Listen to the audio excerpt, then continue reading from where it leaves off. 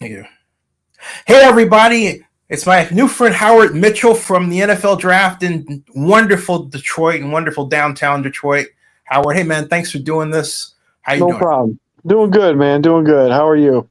I am awesome. I am absolutely incredibly awesome. And I wanted to do this because, you know, part of it is the uh, place you get to where everything that happens to you seems like it happens in a millisecond. And I thought, that was a great time. It was a great event. It was a great capturing of a bottle, right? And I Yep. thought, man, I want to share that. And so, hey, tell me, first of all, you told me in the media room, but now that you've had the full 3 day taste and everything else, you probably left Saturday, right? No, well, I live here in Detroit, so I've been going through the whole teardown of the whole event and everything. I mean, that whole area around the event area was closed off probably for another week after the event was over. With all the construction they had to take down. And I tell you, man, the not repercussions, I shouldn't say, but after the event left, the city was like still on a high. It was really cool to see how excited everybody was and how much everybody enjoyed it and everything. I mean, 775,000 people attended that event, and over the 3 days, and you just you it's something that you can't put a price tag on. I mean, it did such great things for the city as well as everybody that lives here. What is the one main thing you remember when I say 2024 NFL Draft Detroit? Just the sea of people. And growing up here, when I was a kid, you'd go into the city, you'd catch a Tiger game, and you'd get out of the city. There wasn't really much to do, and now it has changed to the point to where when you go down there, you make a day of it. There's all kinds of things to do. There's all kinds of things to see. It's not just the downtown area. Belle Isle's beautiful. It's an island right in the Detroit River that is a state ran park now, and they used to hold the Grand Prix out on Belle Isle. Now they held it. Now the last year was the first year they put it back in the city, and so now it's on Jefferson and goes right along the water. It's very cool. Hey, you might know the answer to this. I certainly don't. I only know that that was my 20th NFL draft. I was there when we first started moving it around, but I don't know how the conversation started where Detroit was next. Do you have any idea? Well, yeah. The NFL holds like a lottery, not like a lottery, I should say, but they like basically put it out to bid, and the cities put together a presentation saying, okay, well, you guys come here. This is the things we're going to do. These are the things we can have. This is what kind of space we're going to make available to you. All that sort of thing. So they do a bid now. Yeah, it's kind of like the Super Bowl. Well, I'm the only person in Oakland's history to have formed the bid to bring the 2005 Super Bowl to Oakland. We lost to Jacksonville. But okay. Yeah, but see, I was under the impression that with respect to the Super Bowl, they stopped bidding. And they did? Yeah, they do everything in house. Oh, and wow. Now, I didn't know, and I'm shocked to learn that that's the case, or excuse me, that's not the case for the NFL draft. I mean, it makes sense. The cities want it and everything else, but I assumed it was, quote, in-house, right? Well, I mean, it would have to be an in-house decision to hold it next year in Green Bay. Yeah. You know what I mean? The closest airport's what, 2 hours away? Right. That doesn't make any sense, and it's like, and yeah, I'm not dogging Green Bay, but it just doesn't seem that feasible to be able to hold, hundreds of thousands of people in that area for, 3 days. You know what I mean? I'm more concerned about, and I think this goes along with what you're saying, the hotels. Because, right. You know what I mean? How many hotel rooms are there? And what's the room price going to be? Because that was the one thing that, got me about Detroit is like Kansas City and other places that don't have a lot of hotel rooms with respect to, say, Las Vegas. Well, even then, that was still outrageous. My point is the prices got really jacked up. Oh, yeah. It was like, wow, okay. Although I have to say, in that context, thank you very much, and all accolades to the Comfort Inn Metro Airport Hotel. Fantastic place to stay. The staff was wonderful, and I highly recommend that people stay there when they go to Detroit, especially if they want to be near the airport. That's the number one place for me. But I just want to put that in there. Very cool. Unsolicited, paid. But the whole point is, I didn't know that. I have to check on that. So anyway, aside from that, what got me too, and what always gets me about what the NFL does with the draft is Peter O'Reilly, who's Mr. NFL Draft and Mr. Super Bowl. He always arranges it in such a way that he takes over the downtown. He took over a Nashville downtown. Now it's Detroit. But little or no arrests. No disturbances. What do you think about actually, the thing, it's kind of cool. There was a human trafficking sting that went down during the draft. Whoa! Tell me about. Yeah, our stuff. Fox 2 Detroit did a big story on it, where we had a news crew that actually went around with them when they did the bust. It's a very good story. If you go to if you go to fox2detroit.com, yeah. Robin Murdoch was the reporter on the story. She did an outstanding job with it. But it was a human trafficking sting that they did. Well, I'm sorry. Go ahead. Yeah, it was just, but other than that, just like you didn't hear about any like shootings at the event. You didn't hear about any, huge arrests or any brawls or anything like that. Everybody had a great time. It was amazing. Why do you think that is? I have my own theory, but why do you think that is? But it just seemed like the atmosphere that they built for this event was such a fun, family style atmosphere. Yeah. That, there were a lot of kids there, there were a lot of, parents with their kids and, doing all the different games and, especially like down at Hart Plaza for the NFL experience. That was pretty cool with, seeing everything that was down there for that. It was, it just seemed like it was just a family friendly event. I could not agree more. And I don't know if you remember when we were in the media room, mm-hmm. and, I was experimenting thank you very much, by the way, for helping me with my experiment. No problem, man. I was glad I could help. I'm like Dr. Frankenstein, man. I'm just always trying to this works and something explodes, right? So no, in my face generally, but it really did in this case work. In fact, I'm going to show you all what Howard was kind enough to help me muddle through and get going. He, in a sense, to me, saved Star Trek. My little Kennedy could have seen it inside. I think there it is right here. He really did. Yeah, he did a great job. I love that first one. Yeah, the first one was classic. That was. And he was the one with. Isn't it? Now let me show you something. Color box. Yeah, it wasn't bad. Right. You saw this part. I wanted more from Tommy.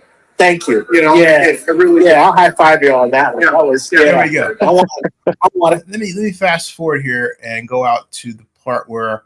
And I swear I do own a different shirt. Okay.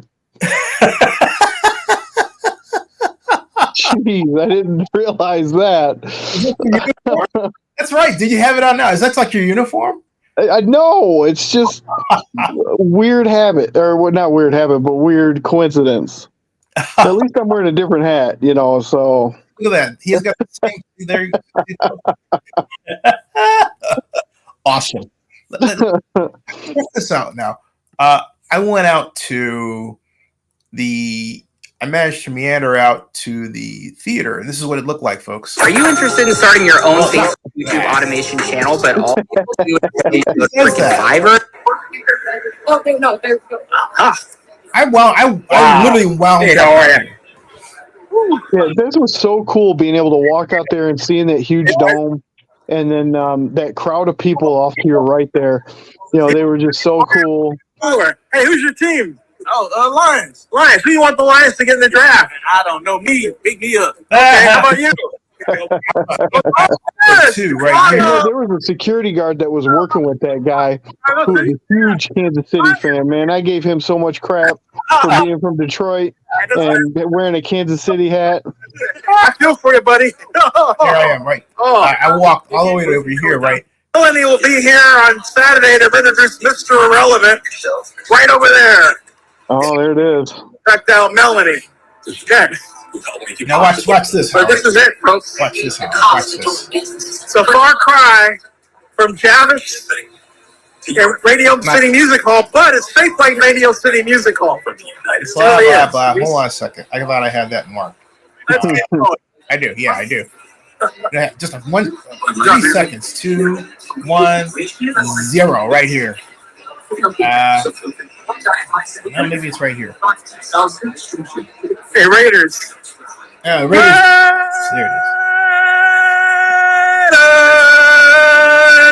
Yeah. I can't. Really? Can I go in there? Okay, hold on a second. You couldn't hear the other part because can I get around over that way? Oh, yeah. Raiders, right? Raiders. He says Zennie. Oh, no way. Yeah, he recognized me. I'll be there. In all the years I do this, I still can't get over that. That is so freaking weird. Thank you. I mean, you know what it means? It means I always have to watch my P's and Q's. But right. You're talking about the crowd. There he is. Where's he at? Watch this.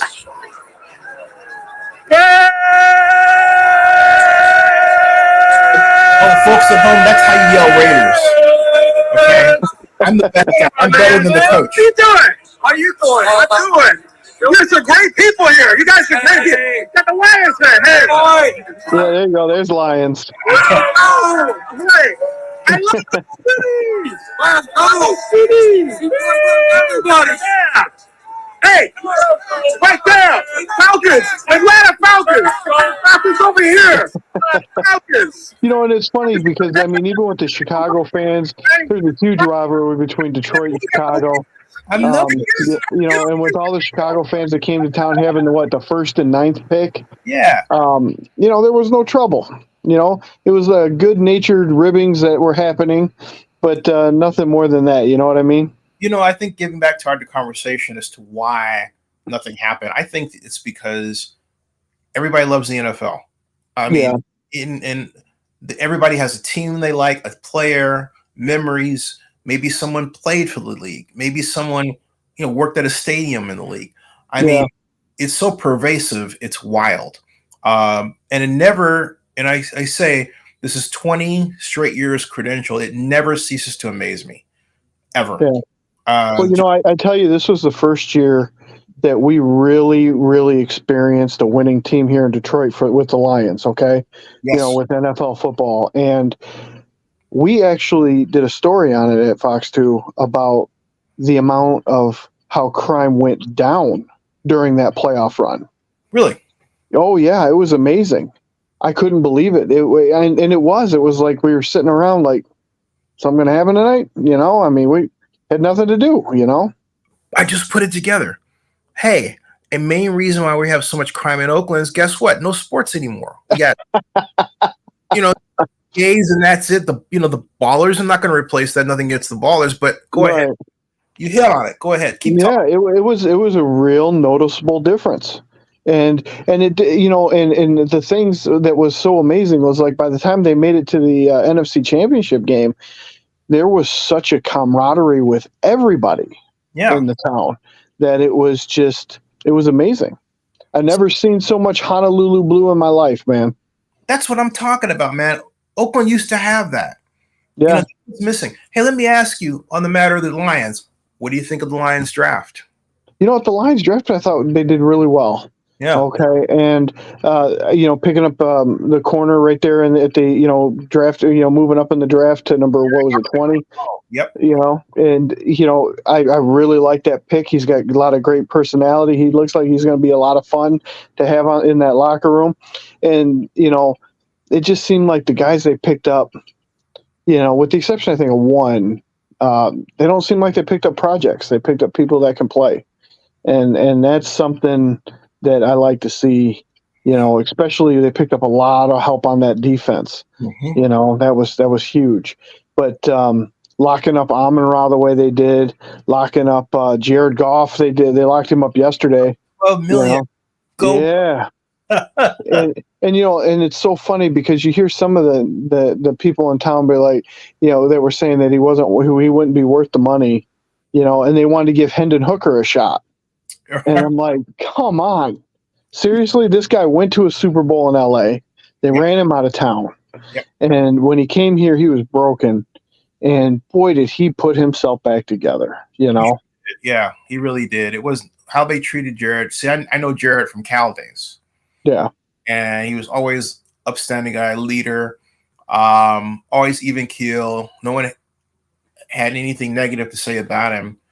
And everybody was happy when he got drafted the way he did. I had the pleasure of interviewing him and his mother on draft day in Chicago. And that was just an incredible experience for everybody. All the Cal people came out. It was wonderful. It was a homecoming of a sorts for him. Yeah. But I think sometimes in this day and age, for some particular reason, there are people who want to see people fall. I don't get that. Mm-hmm. I never will my entire life or in the next, I hope. But it seems to be the way. So I would say, yeah, Jared, just go on and get your dough, man. Get the bag. Yeah. He got the bag, didn't he? Yes, he did. He got the bag. And that's the thing is it's well deserved. I mean, us going to the NFC Championship game is something that hadn't happened. It happened once in my lifetime. Yeah. It happened once in a lot of people's lifetime. I mean, shoot, we dealt before this past season. We had one playoff win in over 60 years. 60. Okay. Oh, 60 years. 60. I'm 61. Yeah, see? So you could have been there for the last time the Lions won a playoff game. Well, yeah, but yeah, one win, and it was in the 90s. You know what I mean? It was just crazy. So, yeah, it's just one of those things that you just this past season we got a taste of for it, and oh man, we don't want to give it up. We enjoyed it. Oh, also, you were talking about this too. The last time I was in Detroit, well, time, of course, was 2006 for the Super Bowl, pitting the Pittsburgh Steelers against the Seattle Seahawks. The Steelers home white, white. I'm sorry, but that 2006 Detroit. Wow, what caused the change? What happened? Well, you know what, we once Kwame got out of there, Kwame Kilpatrick was our mayor. He went to jail for corruption. Yep. He stole. I mean, he robbed the city blind, really, and it was real sad. But we got leaders in there that were actually civic leaders, and really wanted to turn the city around. And so they started in a certain area, and then they started working at it. Chief White that we have now, he's a great police chief. He does an amazing job. The chief that really turned it around for Detroit, though, was Chief James Craig. He was an amazing police chief. He was able. He just knew how to put his finger on the pulse of the city and call. Like when George Floyd happened. Okay, there was a situation where a guy pulled a gun on a police officer in Detroit, and the police shot him and killed him. And people were saying that he was unarmed. People were, we had news crews down there, and it was starting to get really hectic. And it was starting to get really ugly in that area where it happened. And the police chief held a news conference. He showed the body cam video. He explained everything. He showed it from 5 different police officers' body cam. This guy stood up, pulled a gun out of his waistband, and fired point blank at a police officer. And I have no clue to this day how he didn't hit a cop, but he didn't. And it completely calmed everything in the city down. Completely. It was amazing, and it was like situations like that. It was like that needed to happen. That really, and I know in other communities and other big cities, a lot of times that would come out 2 or 3 weeks later, but this was the same day. I mean, he goes, look, transparency, let's do this, and it was amazing. It really was. What about from a development standpoint? Because look, there are a lot of buildings downtown there now I didn't see in 2006. Yeah, there's been a lot of changes. They've added a lot. They were building that one building too. They finally finished the Hudson's building. The old Hudson's building that they had imploded years ago. They finally finished that. That's going to be the new home for General Motors. The GM's moving out of the Renaissance Center right there on the river, and it's. And then across the street from Comerica Park and Ford Field, right there across Woodward, they got the Little Caesars World headquarters. You got the Huntington Bank headquarters. You got the Fox Theater. You've got, all these different, Bedrock is Dan Gilbert's company, Bedrock Detroit. They're down there now. CompuWare is down there. It's just there's so much that's been and you got to spend money to make money. You know what I mean? And the city really did attract these businesses to come back downtown. And the one thing that I've really loved seeing is these young, entrepreneurs moving into the city, living in the city, and building businesses in the city.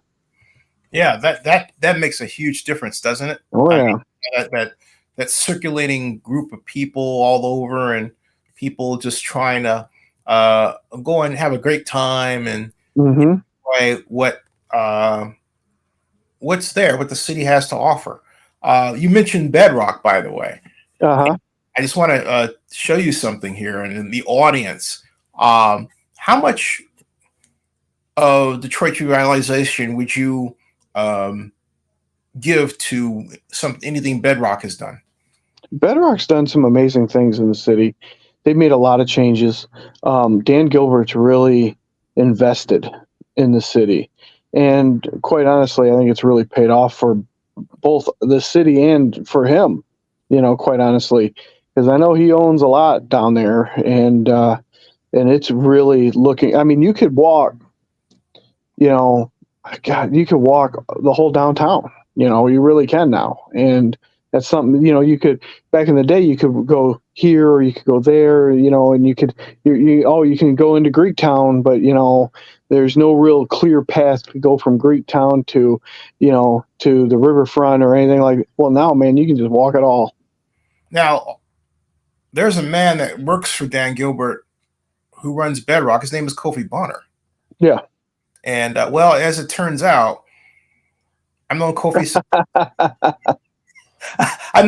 since September 15th, 1985. Wow. The computer room in Worcester Hall at UC Berkeley, when we both were working on getting our master's degrees in city planning.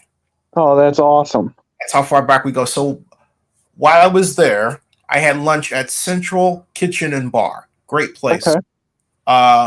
Fantastic place, great dishes. Go there, tell them Zennie sent you and Kofi by extension. That's where his office is, not in the restaurant, of course. Right. In that building. 6C Woodward. And that's the man who we were walking outside after lunch, and he was pointing at the buildings that they own. And I calculated they own 60% of the buildings surrounding the NFL draft. Oh, yeah. I was blown away. I thought, wow, man, you're going to be kidding me. Well, and that's why you see that giant Aiden Hutchinson mural that says Rocket Mortgage on it. Because Rocket is owned by Dan Gilbert as well. So, yeah. So basically, the formula is to have, in part, a billionaire or several billionaires that are willing to invest in your city, a great police chief, and also, who is the mayor? How about the mayor? Oh, it's Mayor Duggan.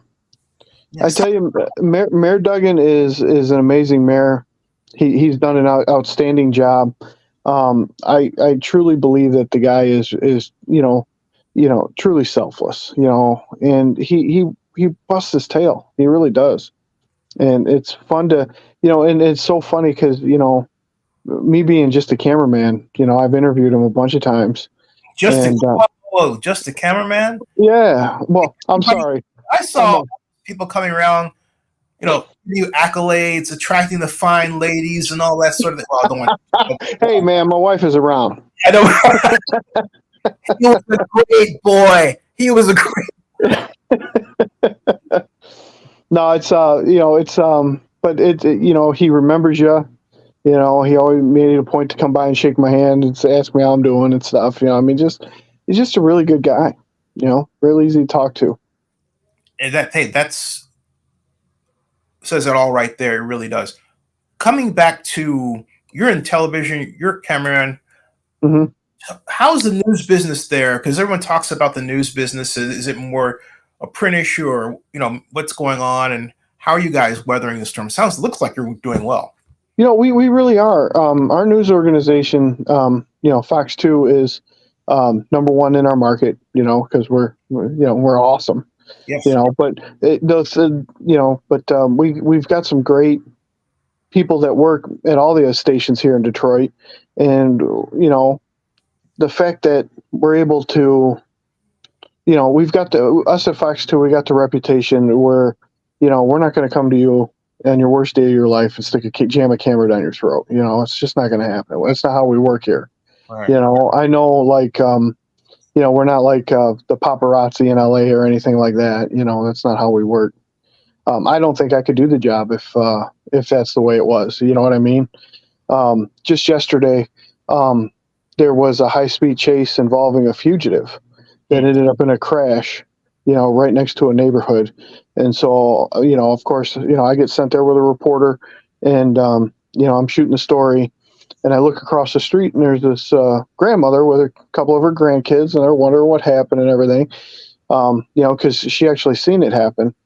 And she was a witness, and I asked her if she wanted to talk on camera, and she said, no, I really don't. And she just stood there and chit-chatted with me for a few minutes. I explained to her what information we did have at the time, and it's just turned around and went back home, and it's just, that's the thing is, like, we live here, we work in the community, we live here. It's, when another great example of the difference between the national media and the local media, like we are here, when Oxford, the school shooting happened.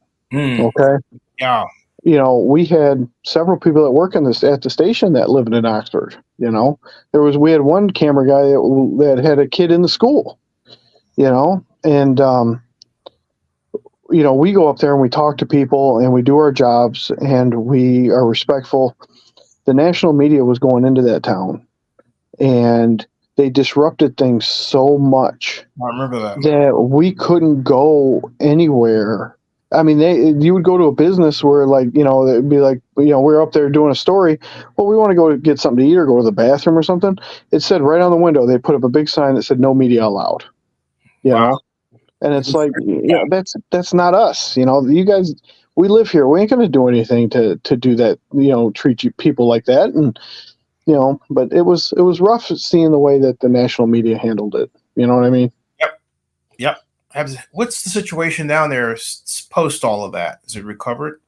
Oh, yeah. Yeah, it's recovered a lot. They actually, a big story was his parents were convicted of manslaughter and given 10 to 15 years for buying him the gun. And it's the first time in history that parents have been charged. I remember saying, go ahead. What were you saying? I'm sorry. Go ahead. Yeah, it was the first time in history that parents have been charged with, of a parents of a school shooter. So it was unprecedented. It was amazing to see how that all went down. I was working the night because the parents fled, and they ended up in a warehouse in Detroit, and they were hiding out. And I was working that night when they finally caught up to him. Detroit police caught up to him and took him into custody, and then Oakland County sheriffs took over and booked him in Oakland County, which is just north of the city, northwest of the city. But it the other was, yeah. But yeah, it was pretty crazy. That was a pretty crazy situation to kind of see how all that went down. Hey, tell me something about all of that going on. I was walking down the street with Kofi, and there were three young ladies walking in the opposite direction. One of them wearing, now you remember how cold it was, right? Oh yeah. Okay.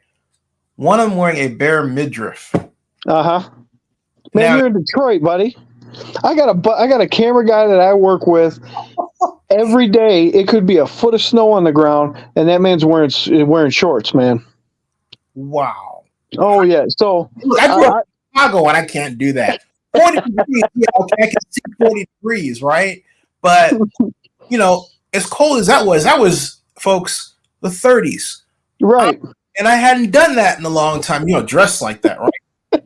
And this girl was walking by, and look, she had abs. And I said, "Hey, aren't you cold with clothes?" "Nope, just fine." And her friend just like whooping along, and I'm thinking, look like, and on top of that, they look like they belonged in Vogue. So I'm thinking, this is like it's a snow heaven. Wild because of snow conditions, folks. Man, 30 degrees, that's just long sleeve weather. Have I been out of Chicago that long? Maybe. But the whole point is, which gets to my thought, what do you think about having the NFL draft in Chicago if you can go this well in Detroit? Oh, that's a no-brainer, man. Yeah. Well, think about it. Detroit went so well, and it's within a couple hours of how many NFL cities? Yeah. You know what I mean? Kansas City, the closest NFL city was what, Dallas? Yeah. You and know? It was when the NFL first started moving the draft around, they went to Chicago twice. Yeah. And I was there twice. And the difference, however, is that the draft was spread out and you couldn't get a sense of all the people. Yeah. I mean, you got some sense of it. If you went but it was so spread out, it was difficult to really get a handle on it, exactly how many. And I have to check with the league and find out if they did a count then. Right. Because they had two different theaters. Now they have just the one, right? The big one, but they had two different arches. Right. One for all the exhibits, like the rings and all that. The other for the theater. And they both were friggin' huge. I have them on my video, Zennie 62 here. So in terms of land area, that was huge. But I didn't see, and I have to go back, Detroit, the situation where everybody was just sort of scrounged together like that in this way. But they weren't. No, I mean, it's not in a bad way. I mean, like but you think about it, it wasn't. The NFL draft area went from right there at Campus Martius Park, which is where the dome was. Campus Martius. I always say that wrong. Go ahead. I'm sorry. Yep, and it went all the way down to the river at Hart Plaza. Ah, wow! Because I didn't get down that. Yeah. Experience. That's what's going on. That's what it was, man. You missed it because you could walk all the way down Woodward, and they had stuff going all the way down Woodward, all the way to because right there at Woodward and Jefferson is the Spirit of Detroit, which is the big statue where he's got the celestial in one hand and the people in the other, and and then you keep going past that, right to the river, and you got Hart Plaza right on the river. Why didn't make it that? I'm disabled. Yeah. Oh, we could have got you a rascal. Come on, man. That's true. I didn't think that. Dude, it's that knocking up there ain't working right.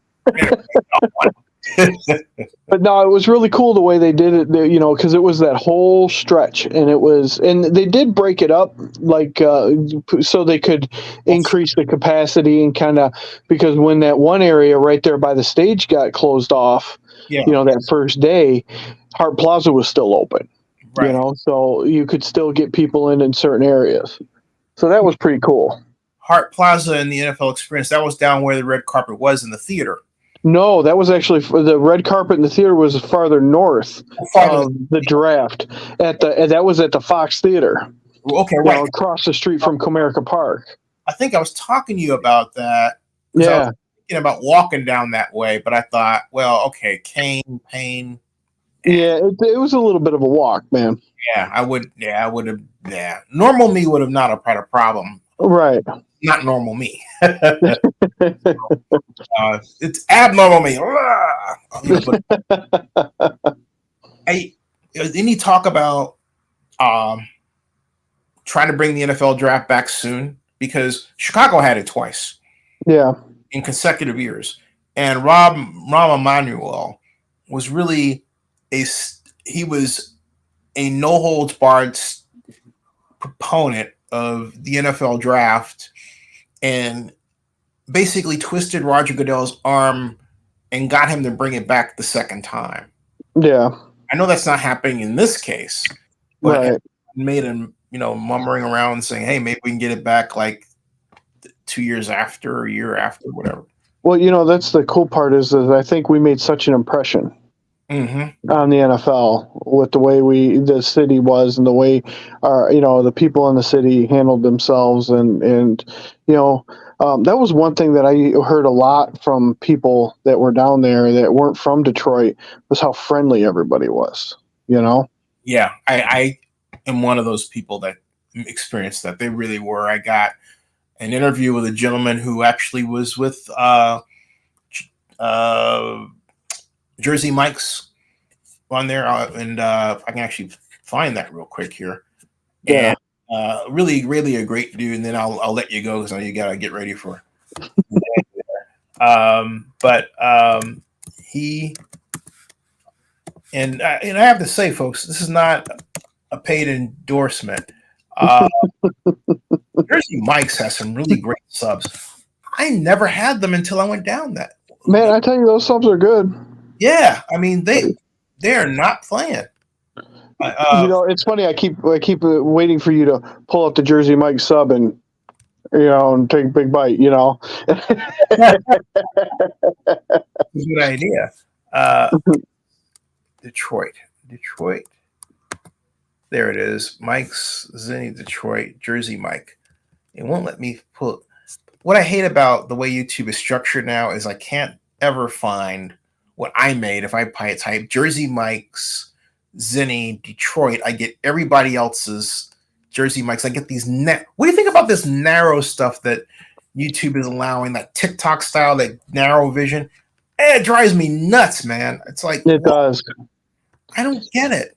There's sometimes you just want to go on YouTube and not get stuck in that in that algorithm. You know what I mean? Right. Exactly. Let me try this here. I'll go this way, and then I will go to videos, and I'll scroll through it. But yeah, you're absolutely right. I think, and also what I'm referring to is this problem we have the bars on either side of the video because it's narrow. I want to see everything. Yes. This is the key to building muscle after 40. I'm 52 years. Yeah, let me bring it in here. I want to see everything. Let me copy this URL and then go down to the other URL here and paste it in this area where I had the page open, which is right there, where Kofi is, and I put that there. And there is the video, and all I have to do is push this, and there we are. Oh yeah, there he is. And here is the video. Here is the play. Hey everybody, gentlemen, here at great Jimmy John's. Jimmy John's. Thank you, VP of Operations. Jimmy John's. Jersey Mike. First of all, I said, fucking great food, man. Anyway, hey, who would you like the Giants in the draft? I'm going to go Kool-Aid if they stay in their spot. If not, I wanted Kool-Aid too. I have to get the kid from Toledo. There you go. Quarterback. Yeah. How are the Lions doing under Dan? What do you think about Phenomenal. this? Play 180, man. It's a night and day difference from what we saw the last 4 or 5 regimes. 36 and the best team we've ever had. So I quite agree. Couldn't be happier with the job Campbell's done, and more so the front office and their drafting. It's unbelievable. How about Jared Goff? My golf? Jared Goff. Oh, golf. I love golf. Good Bears. Yeah. I'm fine with that. There you go. We'll take him down this year. He'll be number 2. Hey, thanks, man. Thank you. Hey, subscribe to Zennie 62. Thanks. Thanks. Yeah, and that was a lot of fun. He thought when I said "Go Bears," he thought I was talking about Chicago Bears, but I was actually Cal Bears. That's funny. Also, I realized I got my subs mixed up, folks. I had Jersey Mike's in Washington on the way to Detroit. It was my first time having a Jersey Mike sub, and that was Jimmy John's. So I got my Yep. I got them both in my videos though. Hey Howard, it was a lot of fun, man. Yeah, it was great, man. I really appreciate you. Yeah, appreciate you too. We have to come back and talk to me about being a cameraman. And by the way, you guys, what do you think about maybe the inroads these smartphones are making into your business, or are they yet? It's nuts. Yeah. Hey, my entire company is based on this. Well, don't say that. Take me out of a job. I'm a cameraman. I got a real camera. Your talent, skill, and eye are still necessary. It doesn't change because you know what a real TV quality image is supposed to look like, right? Yeah. See, there you go. So it ain't going nowhere. Just new wine in an old bottle. There you go. Or is it old wine in a new bottle? Old wine, new bottle. Yeah. Yeah, old wine. Yeah. Hey, folks, thanks for joining us. Howard, you don't have to move a muscle. Subscribe to Zennie 62, everybody, and bookmark our newest website. Ready for it? San Diego News. Excuse me. It's not exactly that. San Diego ComicConNews.com. That's it, folks. San Diego ComicConNews.com. That's the URL. My company owns it. Woohoo! And not only that, our whole website's by it. You want to know the latest Comic-Con news? Well, don't go there now. I'm still populating it. By Friday, it will be fully launched, fully loaded for San Diego Comic-Con, which I've covered, Howard, since 2010 as credentialed. So, yeah. I'm jealous, man. I'm jealous. Oh, God, I'm tired. Comic-Con. It just, the whole purpose of making this a company was to basically bring other people in and, spread it. So that's the next step. All right. Hey, don't move a muscle, Howard. I got you in the backstage. See everybody later. Thank you. Hey, please like and subscribe and share this live stream. That ends this broadcast. Thank you.